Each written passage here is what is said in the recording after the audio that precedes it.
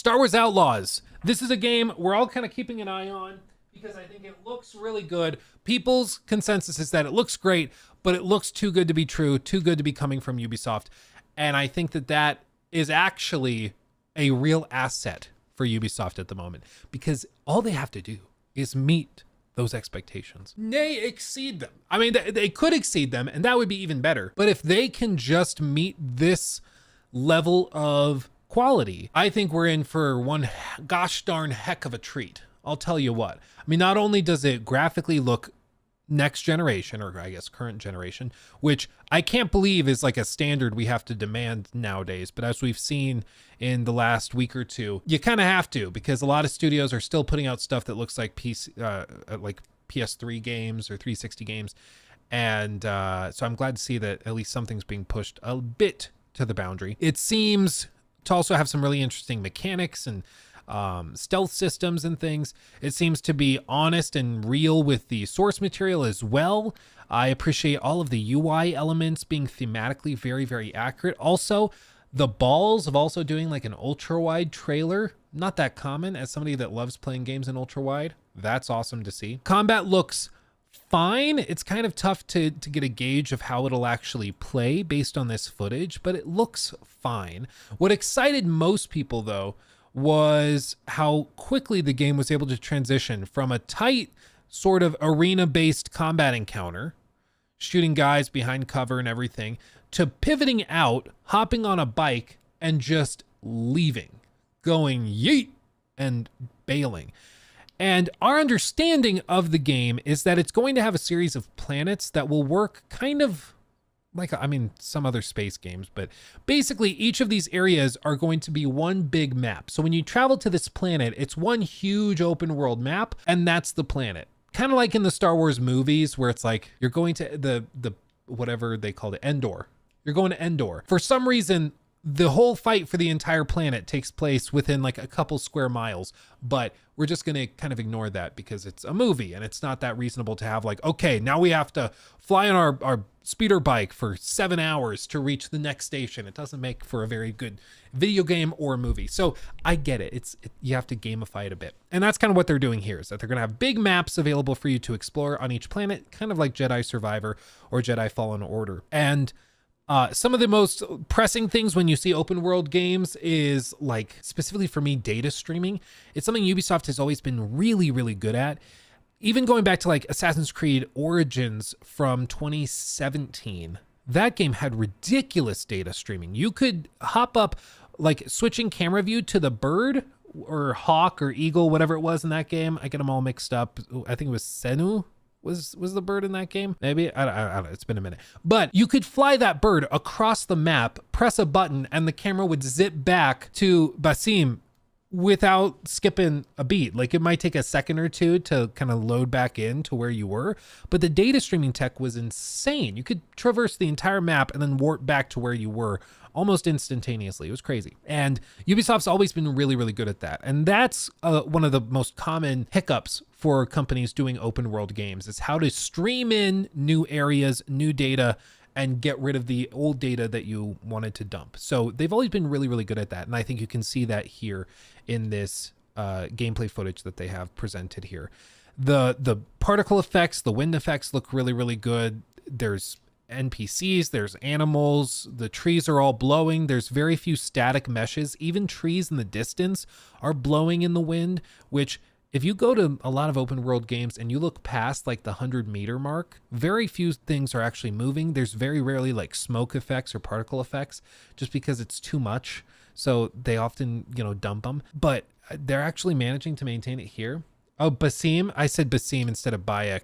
Yeah, I need more coffee. So it just looks really, really solid. And this is or I would say broad consensus for the game, is that this looks great. If this is a video game that you can play, we're in. Especially like the transition to this cutscene. Like, look how smooth this is, and also how beautiful the cutscene is once you start.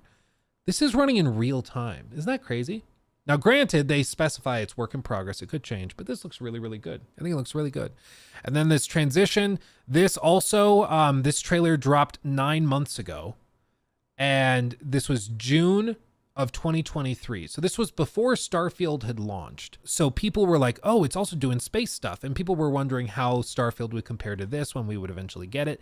And one of the craziest things is that it actually seems to be doing something a lot of Starfield players really want from the game, really want Bethesda to add to it, which is this seamless surface to space transition. Now, it's not like people are like, oh, you can't just fly it freely. This is like a covered up load screen. You're right. This is a load screen. They're disguising this way with you flying through the cloud cover and stuff. It's disguised, but it is done very, very well. It doesn't really skip a beat. And then it transitions smoothly to you flying through the atmosphere and then into orbit, and you didn't have to sit through a load screen. And I think that that is something players just appreciate. They like to be able to just go smoothly from one thing to another, you know, which is super cool. I mean, players obviously are connecting with this and they think it looks really, really cool. And the idea is that you can then transition and fly to other planets. You can then fly from the orbit down to the planet's surface seamlessly. So hopefully you never have to sit through a load screen once you start playing. It always feels like you're playing the game from start to finish, which I think even God of War Ragnarok and God of War 2018 showed how valuable that seamless experience can be to make it feel like it's just one shot or one thing from the time you boot up the game all the way through. I think players connect with that, especially in terms of immersion. Yeah, see, being able to just jump straight, warp out, technically a load screen, but it looks way better than a load screen. That screen tearing is from the capture card, so don't stress that. That's not in the gameplay footage. That's just my stupid setup. And then boom, you're outside of that area, just like that. So everybody's like, it looks really, really good. All they have to do is deliver on that. Whether they can or not is certainly up in the air. This is coming from Ubisoft Massive, and Massive Entertainment, just like Sierra South in YouTube says with the $2 super chat, don't sleep on Massive Entertainment. You be the side. Well, yeah. So Massive Entertainment, they know what they're doing. Okay. Those guys, I met with some of them at the Avatar Frontiers of Pandora event. And while that game had a lot of problems, I think few of the problems were specifically related to Ubisoft Massive. I think a couple of design decisions were less than optimal. The focus on like the cooking system and the poor payout and reward for cooking, I think that was probably the fatal flaw of the game that just caused open world exploration to crumble. The rewards for completing quests and like big fight encounters and boss encounters, all of those rewards started to crumble when the cooking system wasn't very robust. And the reason I say that's such a big deal is because I asked the gameplay director of the entire game in an interview I had one-on-one with him, and I asked him, what's the gameplay system that you think people are sleeping on and that's going to make this game work for people? What is the system that people don't realize is crucial to Avatar Frontiers of Pandora? And he said the cooking system, which for me was just a big old swing and a miss. So they had a couple weird decisions, but I think most of Avatar Frontiers of Pandora's problems came from the fact that it was seemingly in development hell for a while. It was held back, I think, a lot by the production of the films. And the specific thing that we learned with it is that Lightstorm is the company that James Cameron, or as they all called him, Jim Cameron, that he runs. And they produce, of course, the Avatar films. And they're in heavy production right now. I mean, the only reason apparently Jim Cameron was not able to meet us at that event at his studio in Los Angeles was because he was off in, I think they said, New Zealand, filming for Avatar 3. So it's a fair excuse, a fair reason. But his whole company, his whole team is working on those films in real time over the last however many years. So while they work on Avatar Frontiers of Pandora, every time that they were sending emails back and forth or trying to schedule conference calls to work on Avatar Frontiers of Pandora, they were in the second seat having to wait until the team was ready to take a break from the movie to go and talk to them about the game. And I think you could tell in the final product, it felt like they were a bit of an afterthought on the part of Lightstorm. I think they meant well, but because they were actively producing more of these films, they were a bit of an afterthought. And the priority went to the movies, not to the game. And I think you could tell. As for Star Wars Outlaws, of course, this is a game also partnered with Disney. As a result, there's going to be some baggage during development where they have to make sure that like Disney's okay with what they're doing and they have to jump through those hoops. However, It seems that Disney is much more flexible and much like maybe it's just the Lucasfilm team is more responsive or whatever, but it seems like they are much better about working with these outside teams than Lightstorm was. It is still Disney. Oh, it's Fox, but Disney bought Fox. Oh, okay, I'm tracking. Okay. So it seems like they've been much more free to do what they need to do. And there's also a much more robust catalog of things you can and can't do with Star Wars, considering the franchise is much older and there's been a lot more work done on it. So I'm optimistic that Ubisoft Massive could come out swinging with some really cool stuff with Star Wars Outlaws. Now, a really interesting thing happened just the other day with regard to Star Wars Outlaws. And this was reported on by our actual friend of the channel, Joraptor. Star Wars Outlaws just got rated by a Korean ratings board, which indicates that a release could indeed be pretty close. For comparisons, Assassin's Creed Mirage was rated on July 17th. It launched on October 5th, 80 days later. Star Wars Jedi Survivor was rated on January 9th, then planned for March 17th. 67 days. I think they delayed it after that because it was having problems, but still it was originally supposed to release on that date. Delayed to April 28th. I just need to read more and then it answers my questions.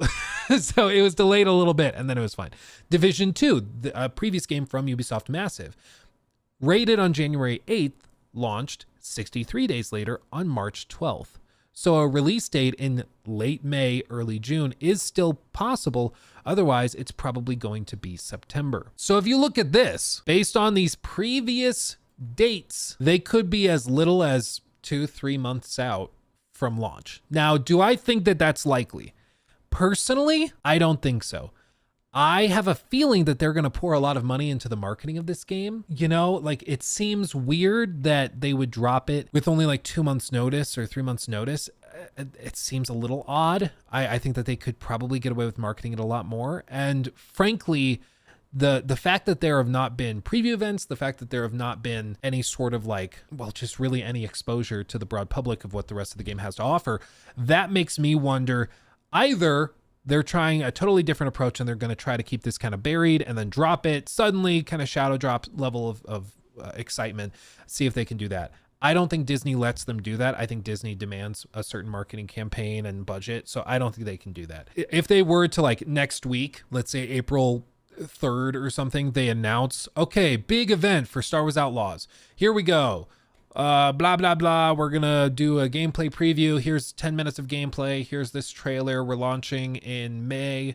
There we go. And then just start blasting the internet with ads. Maybe that works. It's not their standard practice. They tend to advertise a little bit more over longer periods of time, but I guess it's technically possible. My gut is telling me it's still probably like August, September, somewhere in there, which is still a little surprising considering that Assassin's Creed Red is scheduled to launch this fall as well. I would have thought that they would give them a little bit more air, but it also could very well be that Ubisoft just doesn't think there's a lot of overlap. The people that play Star Wars Outlaws are going to play it for a month or two, maybe, probably more like a couple weeks while they finish it, since it is a single player game. And then they're going to move on to Assassin's Creed Red when that launches a couple months later. So they don't really need to push it that hard. So I am leaning more towards later this year than sooner. And I can tell you guys right now, like this is one of those little things that I can always be coy with. You guys will ask me all the time. You're like, oh, Luke, did you get this review code? Did you get to play this game early? Did you get to do this or that? Here's the deal. If I've signed an NDA, I can't tell you about it, right? So you're going to ask me, Luke, did you play GTA 6 yet? And if I had, I'd be like, no comment. Right? Like, and you would be able to connect the dots and figure out, okay, well, that means yes. It's not a no, so that's a yes, right? And I'm not breaking the NDA. I'm not commenting on it. I'm just moving on. But you can fill in the blanks. And it's the same thing with this stuff. Like, if I had been invited to like a big preview event, or if I had been invited to like, oh, I get to fly out and go try Star Wars Outlaws and talk about the game and promote it because it's launching in May. If you guys were asking me about it, I would be like, no comment. And you'd be able to fill in the gaps. But I can tell you right now, I have not heard anything. I've not been invited. I don't know of anybody who has been invited to a preview event. And I would be stunned if they don't do preview events for this game. I would put a lot of money on them doing preview events. Whether or not I get access to those, who knows? Who cares? Like nobody out there should care. I'm a YouTuber. I'm already living my dream life. I'll be okay. But still, I think it's telling to me that not only have I not gotten anything, but I have not heard of any other YouTubers getting a call or a tap, even other YouTubers that I would be very confident would get invited to these events. None of them have been invited to anything. So either the events are not happening and they're launching in a month and a half, or it's not launching in a month and a half and they're taking a little bit more time. That's my expectation. It's going to release on May the 4th. I think that would be really funny. But what day of the year is May the 4th this year? Hold on. Or day of the month. May 4th is a Saturday. Most video games launch on Thursdays or Tuesdays. Part of it, I looked it up once. It was like it tied back to like release schedules back in the 80s and 90s and how they delivered product to stores. Because like they load up the trucks with all the discs and stuff on Monday and then ship them out Tuesday. And nowadays it's mainly launching on Thursdays because they want to have the team in the office on Friday in case there's any support stuff that needs to happen. And then they can take a long weekend and celebrate and rest. But it's pretty rare for games to launch on a weekend. Yeah, if it was coming early May, we'd know by now. I think so. I mean, like a 2-month or a 3-month turnaround for launch from announcement of the release date to actually putting it out is a tight turnaround. So, I mean, if they were like, yeah, we have like a month and a half, that would be surprising. The game could be done. The game could be ready and they could just get it to the point where it's like super ultra crazy polished. And they're like, okay, now we're going to do all of these press events. We're not going to have a situation where we have preview events and press are trying these games out and they're not liking it. Like what happened with the Suicide Squad, where people went to those press events, or I guess they only did one, but they went to the press event at Warner Brothers Studio and were left like, you know, that they don't want that to happen. So maybe that's what they're doing, is they're just going to take their time and really make sure this is ready for showtime. Already it's crazy they're turning this game around in less than a year from when they put out Avatar Frontiers of Pandora, but it is a separate team within the studio, so maybe it works. So I'm excited. I think Star Wars Outlaws could be a real hit for them. Ubisoft has not had a game that had such overwhelming excitement for its trailer since Assassin's Creed Valhalla. So the fact that people are that stoked on it already after basically 10 minutes of gameplay and a trailer, that to me is like very, very encouraging. That gets me really excited. And I'm hopeful that they can hit it out of the park because they kind of need it. They need a win.